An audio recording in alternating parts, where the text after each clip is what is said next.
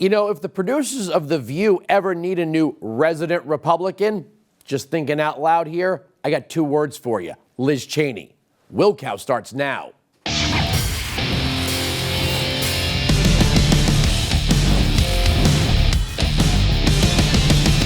Welcome to the program. I'm Andrew Wilkow. Everything is going wrong right now. Gas prices are through the roof due to a Russian terrorist attack, even if the Biden administration doesn't want to call it that. Food prices are up. The border is wide open. And the Biden administration is moving to UBI with $3,600 per kid per year for every family making $150,000 or less. And unemployment is still above 6%. The pace at which prices are rising are outpacing the government's ability to subsidize them. You know, we're going to be at $40 trillion in debt before you know it. And did I mention the Middle East is on fire?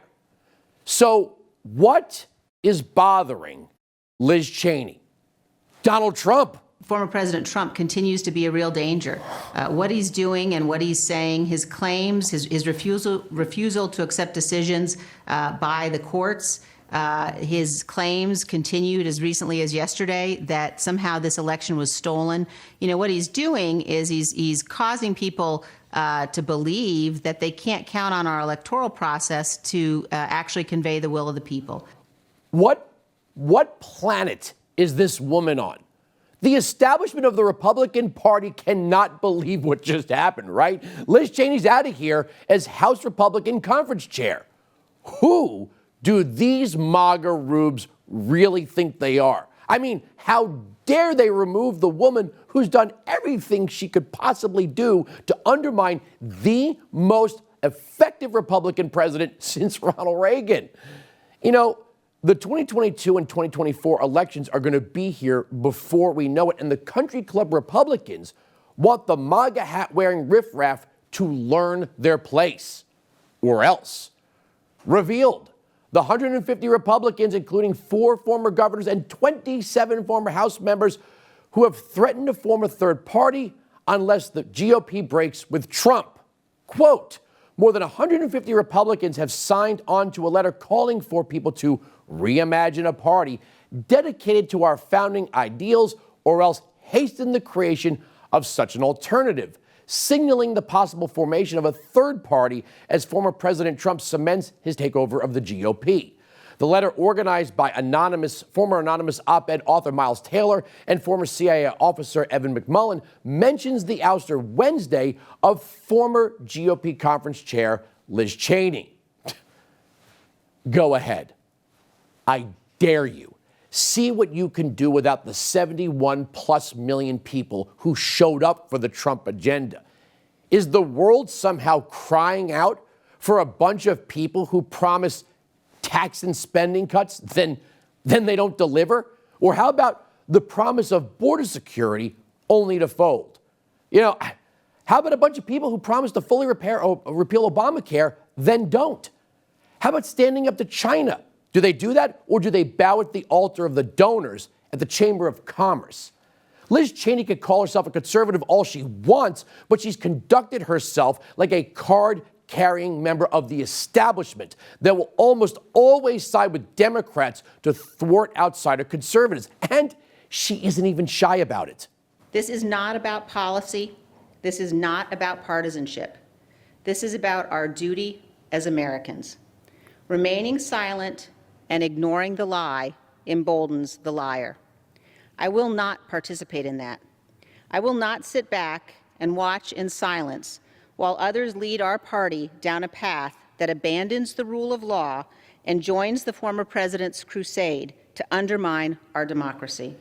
Yeah, first of all, we're a republic, but notice she does not even mention the violations of Article 2, Section 1 that we saw in states like Georgia, Pennsylvania, Michigan, Wisconsin, Nevada, and Arizona. Let me help you here. Each state shall appoint in such manner as the legislature, keyword, thereof may direct, a number of electors equal to the whole number of senators and representatives to which the state may be entitled in the Congress, but no senator or representative or person holding an office of trust or profit under the United States shall be appointed an elector. Shouldn't she be somewhat, maybe partly concerned with left-wing lawyers going to court to change election law? Does it say that governors or secretaries of state or judges may change the process for seating electors? No, it doesn't. So much for that avowed fidelity to the Constitution, right? To be honest, do you agree with them? Could you have done that job considering what you were saying and doing? You know, I think the question really is what kind of a party are we going to be going forward, Brett? And I think that it's very important for us to be a party based on truth. I think it's important for us to understand the threat that the claims the former president is making. The threat is ongoing. I think we know that the kinds of language we've heard from him has caused violence in the past. And there's clearly an attempt to unravel the democracy, if you will, by focusing on challenging the legitimacy of the election, moving us away from abandoning the rule of law. And so I think that for us as Republicans, you know, we have a huge set of issues we've got to be able to defeat the Democrats over. And we've got a huge set of policies we've got to be able to implement. We have to get people to vote for us. And we can't do that if we are a party that's based on a foundation of lies. I think what the former president's doing is dangerous. Republic, not democracy, but truth, right? This party she speaks of, truth, is that the same party that pushes fake Democrat talking points like, headline, top GOP lawmaker calls for answers from White House after report on Russian bounties on U.S. forces? House Republican Conference Chairperson Liz Cheney is calling for answers from the White House regarding an explosive report that intelligence officials concluded Russia placed bounties on U.S. troops in Afghanistan. Cheney, the third-ranking Republican in Congress, said on Twitter that if the reporting on the issue is accurate, the Trump administration needs to answer a set of questions about what it knew about the intelligence and how it responded. This was all a hoax. It was all a hoax. But there she was. She proudly declared that she would vote to impeach Trump in the literal final days of his presidency over the January 6th riot at the Capitol. Look, no one has tried to make excuses for what took place at the Capitol. It was wrong. That's not how the First Amendment works. The people that were involved have been brought to justice. Now, if people like Liz Cheney were only as passionate about the endless organized left-wing political violence plaguing every major American city, that would be great. But no, she's only laser focused on Trump. I will do everything I can to ensure that the former president never again gets anywhere near the Oval Office. Right. The establishment likes candidates who lose, like Mitt Romney, John McCain, and Bob Dole. George W. Bush won in the Supreme Court, and H.W. Bush won on the coattails of Ronald Reagan. Senate Majority Leader Chuck Schumer, however, is outraged. He's outraged that House Republicans would do such a thing like vote out a conference chair that couldn't care less for the conference. Congresswoman Cheney spoke truth to power, and for that, she's been fired. Well, of course, you can't have a frick without a frack. I stand by what I said about Liz Cheney before. I'm a great admirer of hers. They almost sound identical, don't they? Really, just on a little sidebar here, the best thing that could happen is that conservatives pick up a few seats in the Senate and McConnell loses, or maybe a primary challenger pushes them out. Anyway, then there's the we hate Republicans media. They all love Liz Cheney now. You want to know how bad it is? It's like Joy Reid bad. Cheney isn't in this for her political ambition. Fighting Trump isn't going to win her any Republican prizes. She's in it to salvage what's left of her party, and more importantly, to fight for our democracy. Wait, it gets worse. How much worse? Like The View worse. She is the Joan of Arc standing up to the heretics at this point, and so she's very lonely in that position. I do have faith, though, that she is a tough cookie and intends to persevere. it is rather refreshing to see somebody stand up to the QAnon party who is not afraid to lose her job like the rest of those cowards. Just for a little comparison, here's how they treated Tulsi Gabbard. Yeah, no, look, some of you have accused me of being a traitor to my country, a Russian asset, a Trojan horse, or a useful idiot, I think was the term that you used. Which basically means that I'm naive or lack intelligence to know what's going on. They use that. I want to let your viewers know exactly who I am. All right. Set the record straight. I am a patriot. I love our country. I am a strong and intelligent woman of color, and I have dedicated almost my entire adult life to protecting the safety, security, and the freedom of all Americans in this country. It was the attacks on 9/11.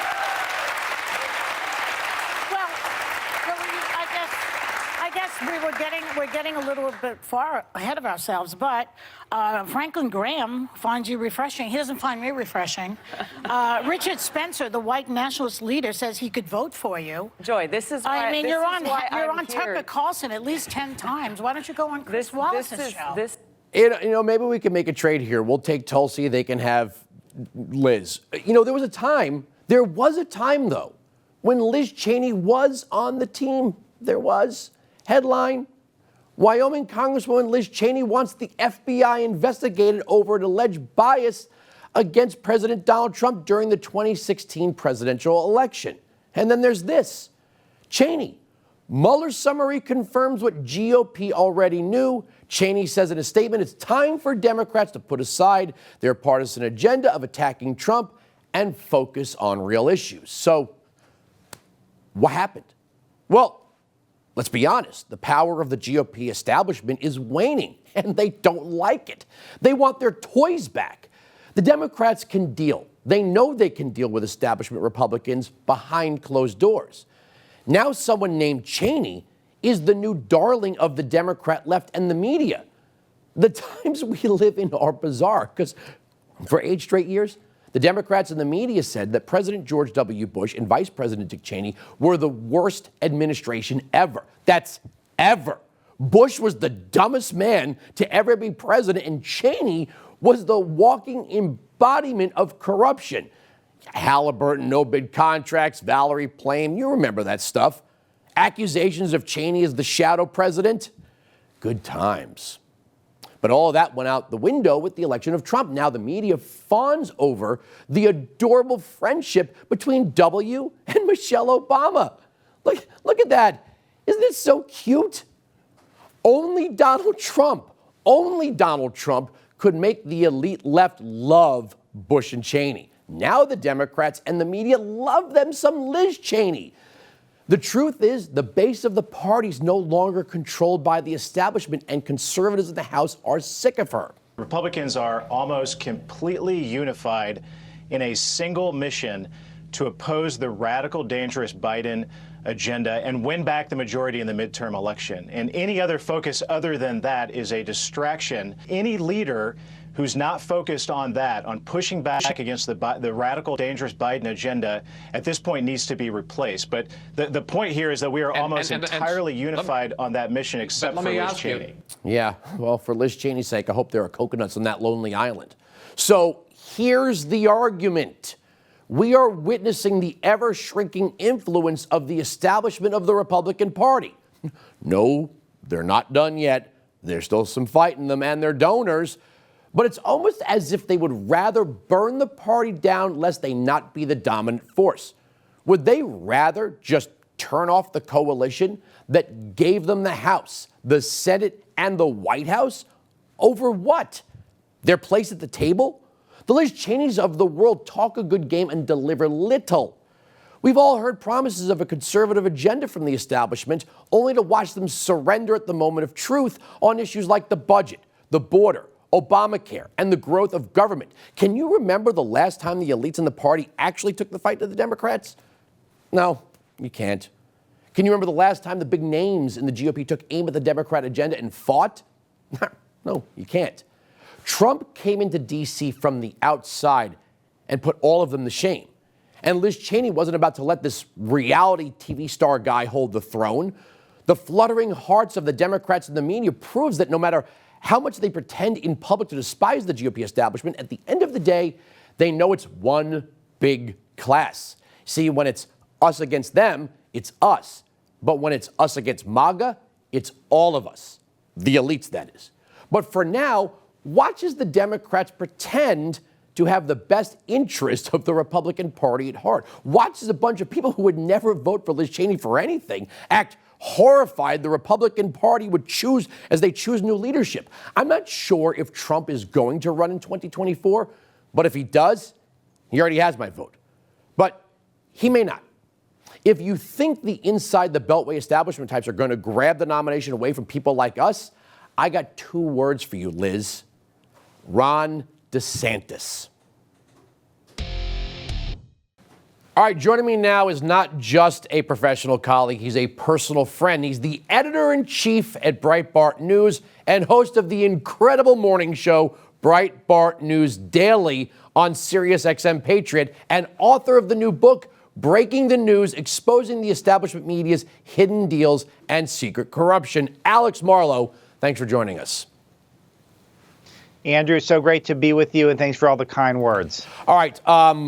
I talk about this now and again on my radio show that I actually have a journalism degree. I know that's a rarity in this business. You know, a lot of people come to opinion media from government, from law, from the military. I actually have a journalism degree.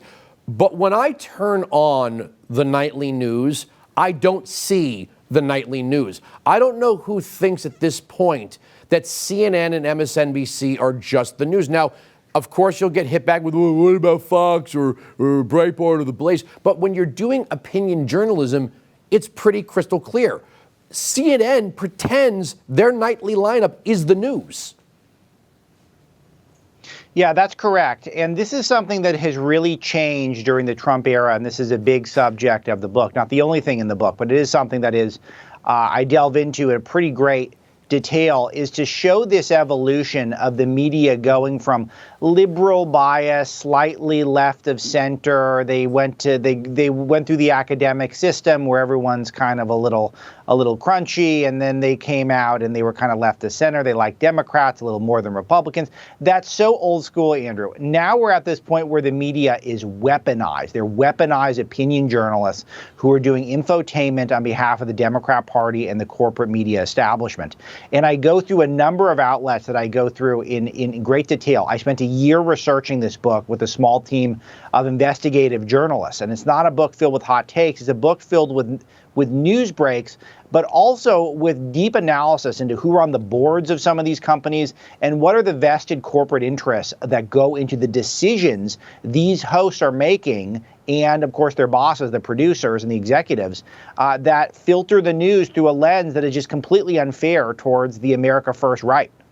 Well, it's amazing when you look at something like the New York Times, let's say, there was no good news in the Trump years. And even when we could see for ourselves the unemployment rate at rock bottom lows, unemployment rate for minority Americans, rock bottom lows, historic lows, wages were rising, there were more jobs than there were people to fill them, they always found a way to frame Trump in the negative. Then you have the issue, and this is one of my favorite things the media did during the Trump years, was Trump would make a statement and then they would take extreme artistic license with that statement. So if he said MS-13 are animals, they would somehow spin that to, well, they're Latinos, thus people of color, thus Trump said people of color are animals. And then they would run with that. And you would see that nightly on set, right? You have the glass tables and the network logo coffee mugs, and there was a competition for who could be more outraged at what Trump said, even if he didn't actually say it.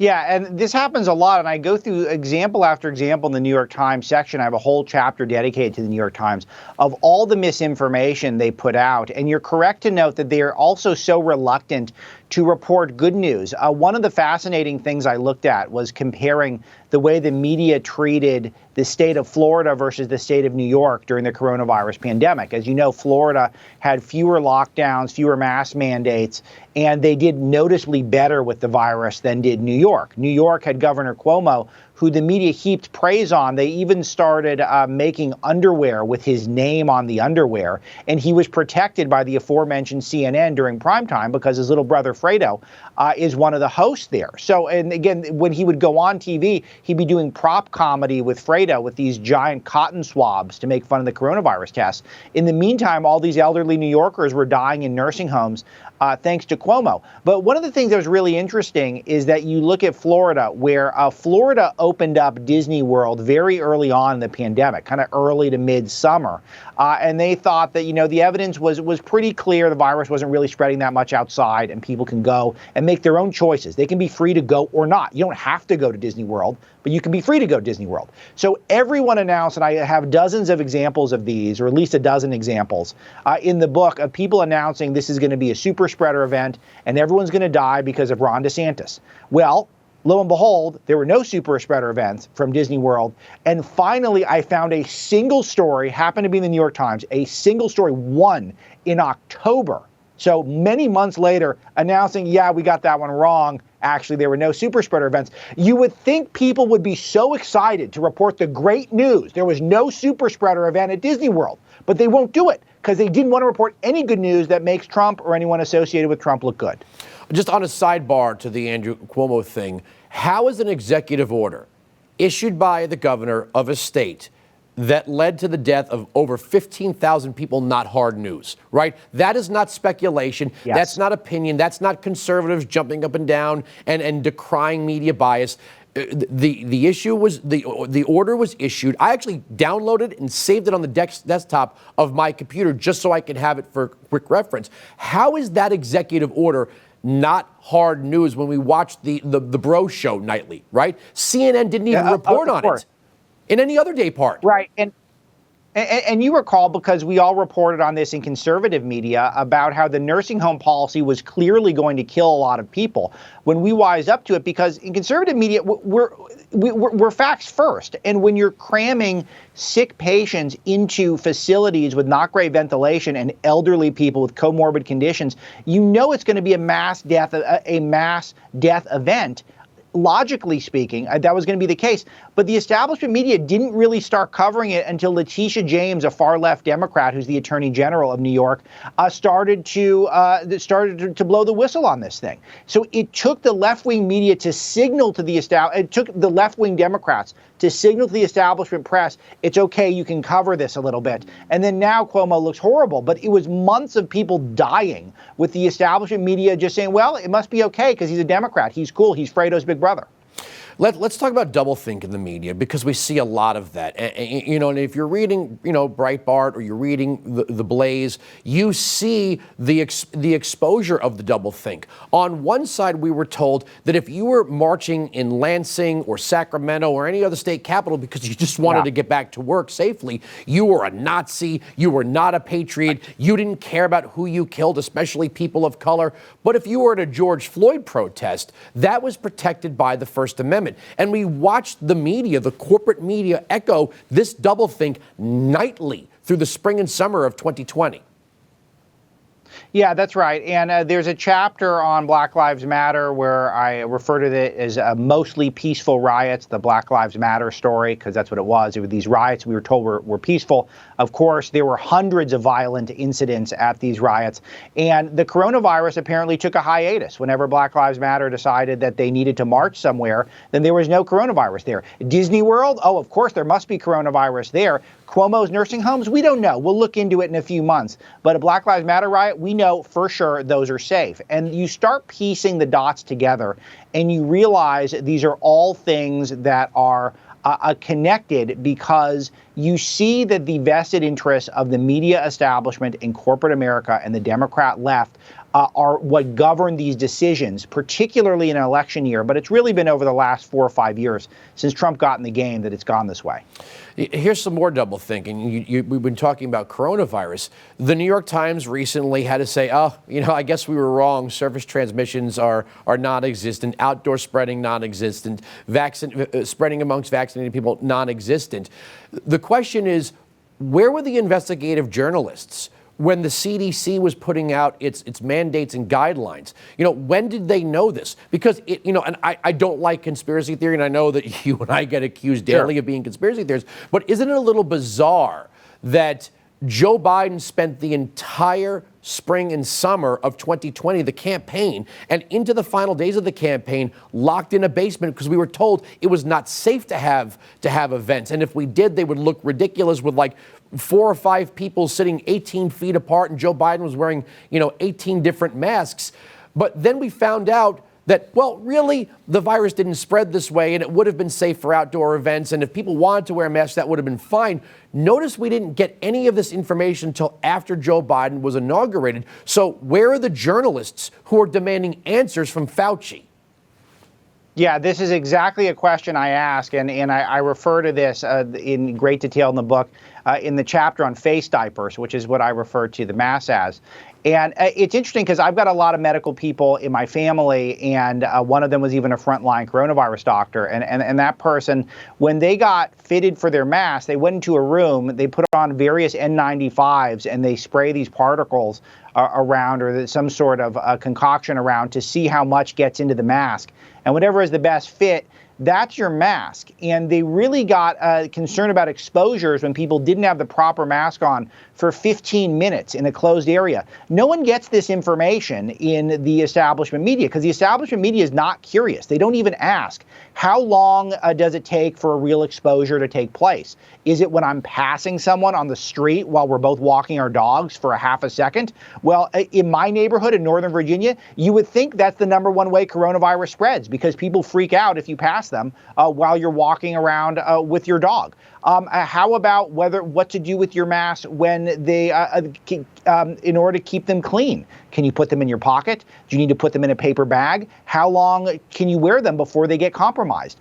Are the made in China paper face diapers, are they effective at all? How do those compare to the N95s? The N95s are a little tougher to breathe through. Should I be wearing those? These are all basic stuff that no one wanted to answer. And I'll tell you, Fauci didn't either, because Fauci knew. And you saw it at the Washington Nationals game, where Fauci went and he told tens of thousands of Americans, you cannot go to opening day for the Nationals, but I will go and I will sit in the stands and enjoy it because I'm an entitled person, the #1 highest paid bureaucrat in the government. He had the mask, a cloth mask, under his chin. So he knows there's something that he's feeding us baloney, or at least a partial story. And our media didn't care because they liked it, because they knew the masks were a symbol that we're all victims of Trump. Maybe they worked a little bit, who really knows, but they were a symbol. We're victims of Trump and his virus. I prefer medical burqa, but I do like face diaper. Now, you're going to stick around. We got you for 2 segments. I'm not letting you go anywhere. We're going to pick this up right after this. On a side note, we have to spend a little bit of time on the theatrics of mask wearing, or at least wearing a mask after you've been vaccinated. You might have missed this, but back in March, Senator Rand Paul had this exchange with the one and only Dr. Fauci. You're telling everybody to wear a mask, whether they've had an infection or a vaccine. What I'm saying is they have immunity, and everybody agrees they have immunity. What studies do you have that people that have had the vaccine or have had the infection are spreading the infection? If we're not spreading the infection, isn't it just theater? No, it's not. not. The vaccine and you're wearing 2 masks. Isn't that theater? And then just this week, Fauci told George Stephanopoulos this. I am now much more comfortable in people seeing me indoors without a mask. I mean, before the CDC made the recommendation change, I didn't want to look like I was giving mixed signals. But being a fully vaccinated person, the chances of my getting infected in an indoor setting is extremely low. Okay, so is there anything more to be said? The science that we've all been forced to follow, shame for questioning, the science that is quite literally sometimes being made up as they go, is now led to theatrics. So the indoor transmission from people who've been vaccinated is near impossible, and even less outdoors. So why do we still see the mask wearing with public officials? Do they just want us to continue doing the stupid dog tricks? Because if that's the case, then just say so. Give us all little tutus then. If you want us to wear masks, then give us matching tutus so we could be up on our hind legs begging for our little treats. There was no way I was letting Alex Marlow go after one segment. We got to go long here. The book is breaking the news, exposing the establishment media's hidden deals and secret corruption. All right, so let's pick up here. And I don't want to spend the entire time on coronavirus, but the doublethink was everywhere. From the spring and summer of 2020 right up to the election, the message was you can't trust Trump, right? This guy's telling people to eat fish tank cleaner and inject themselves with bleach. Never said any of that stuff. What Biden said on the record many times, I trust science, I don't trust Trump. We saw endless reporting on the Tuskegee experiments. We were told at first if we didn't do everything Fauci said, it was because we didn't care about people of color because people of color were most affected. But then their message was people of color shouldn't trust the vaccine. As soon as Joe Biden got inaugurated, the message was get vaxxed or else. Now, if you don't want to get vaxxed, you're some anti-vaxxer deplorable, even though that was their message during the campaign.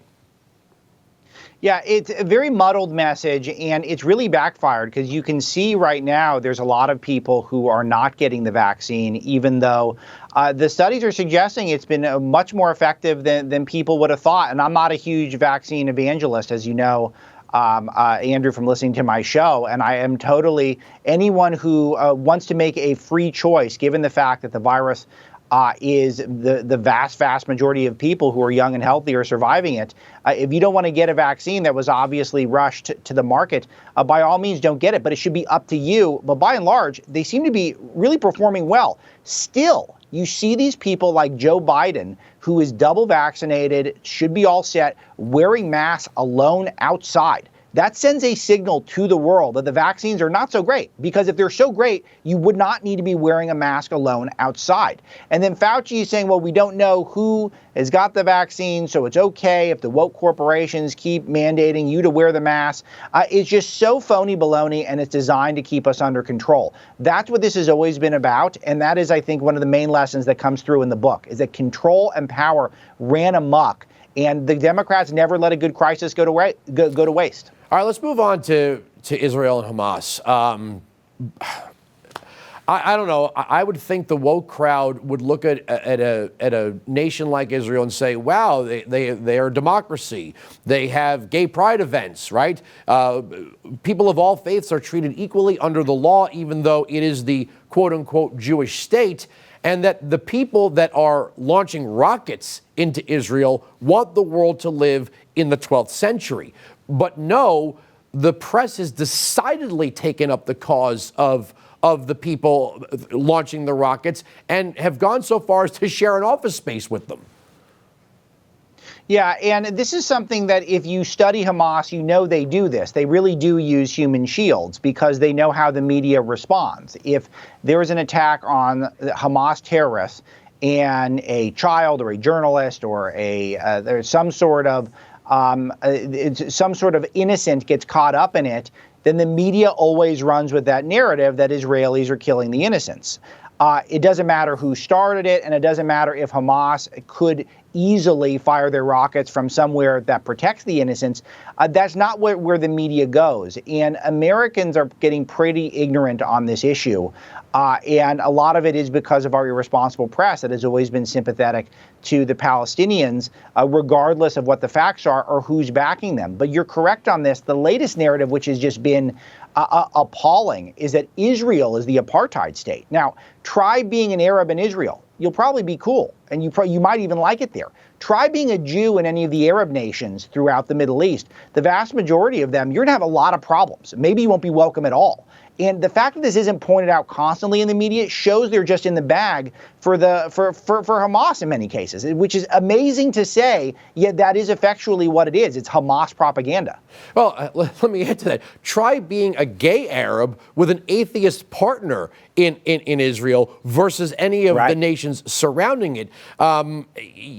you know exactly what would happen to you, and yet the press doesn't want to talk about that at all. The only intolerance they see is on behalf of the Israeli government, which, by the way, Arabs do serve in. They serve in the military, they serve in the courts. The people who aren't Jewish in the Jewish state serve at all levels of the government. And yet the media's narrative is this is a tyrannical, oppressive state. And now the use of the word apartheid is interesting because the Palestinians are not Israelis. We're not talking about the Israeli government oppressing people within its borders. And now you have the woke crowd saying this is kind of like policing in America and the reason why the migrants are coming to the... And no one in the press is pushing back on these nonsense narratives. They're not only running with them, they're writing them.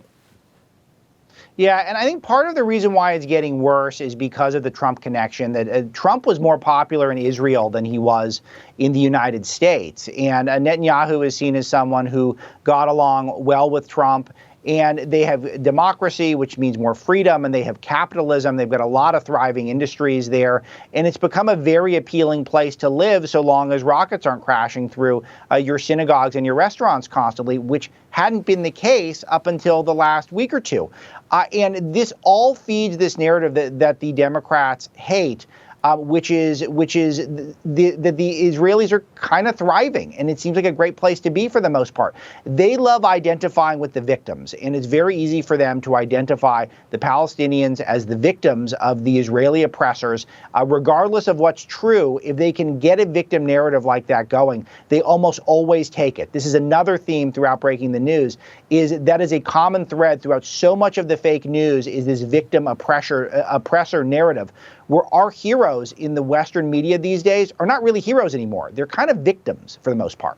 You know, again, to point at the book, you know, here we are, conservative media, and it's almost like we're not allowed to sit at the cool kids table, right? Especially when we point out their failures, or we point out their fake news, or we point out that the facts aren't accurate. So when we're talking about, let's say, the relationship between police officers and people that live in major metropolitan cities, and you say something like, well, the FBI statistics are available, more white people are shot by police officers, you get a finger wagged at you because that's not the proper narrative. That's not the way to look at it. Well, I thought we're supposed to be doing the who, the what, the when, the who, the what, the when, the why, and the how, not injecting our opinions. But like, and again, you and I would never call for some federal commission to root out fake news. I know that's what Prince Harry's going to be doing. Very interesting. But if you're doing opinion journalism, then just say it. It's not a crazy thing. But these people have blurred the line completely between the hard news section, which is just the facts, and then the people that they've hired to sort of put it in perspective for their readers or their viewers or their listeners. It's now all about manipulation, and they don't like it when you say, hey, wait a second, that's not correct. Yeah, well, and some of these outlets now, and NBC in particular, which gets a huge focus for me in the book, it's becoming even less about opinion versus news and blurring the lines. I can't tell if what they're doing is conspiracy mongering or if it's sort of WWE pro wrestling. If you look at some of the absurdities, and I lay them out end to end from Rachel Maddow and from Joy Reid during the Trump years, you would think these people are either kooky or they're doing some sort of performance art. The amount of falsehoods that were put out so consistently, and divisive ones that make Americans feel bad about being Americans, that we are truly the victim of a fascist, horrible orange man named Donald Trump, one after the next after the next. If you watch this stuff consistently and believe it's anything other than entertainment, then you're going to have a really terrible view of this country. And that's one thing I'm very concerned about, Andrew, is oversaturation of this opinion editorial that is morphing into conspiracies.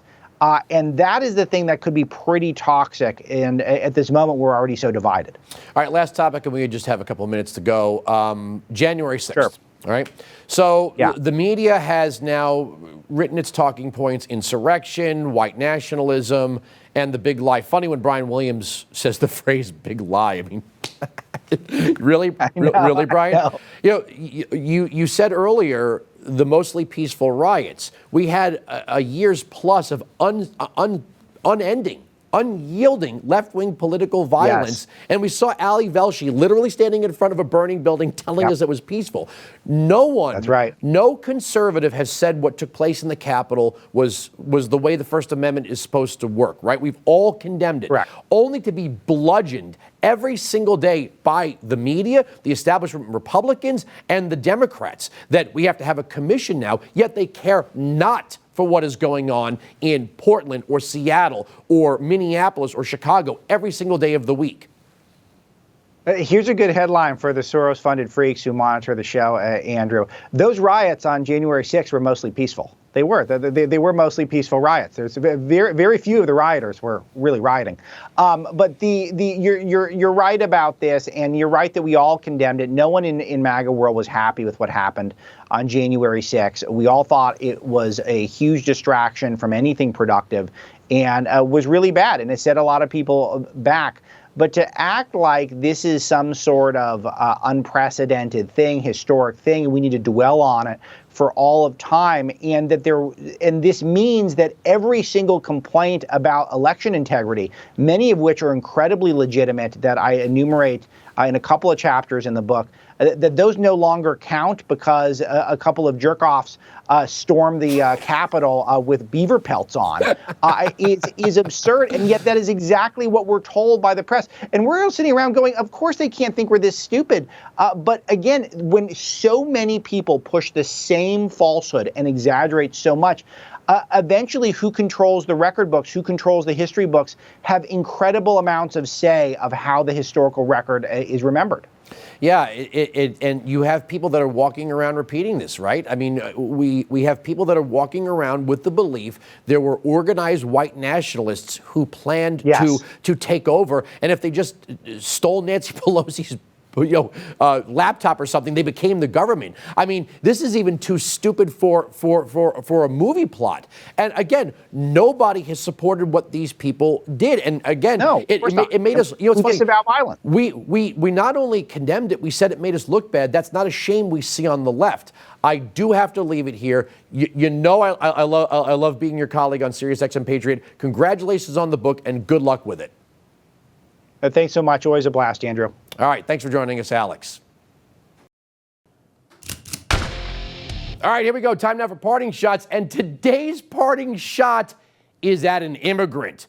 We finally found an immigrant that we could tell to go home without being called racist. Bring him up on the screen for me. There we go. This guy, Prince Harry. Or is he just Harry after giving up his royal title? Anyway, he seems to have a real problem with our First Amendment. Here's what he said recently on a podcast. I don't want to start sort of going down the First Amendment route because that's a huge subject and one of which I don't understand because I've only been here for a short period of time. But you can find a loophole in anything, and you can capitalize or exploit what's not said rather than uphold what is said. There's so much I want to say about the First Amendment. I still don't understand it, but it is bonkers. Bonkers?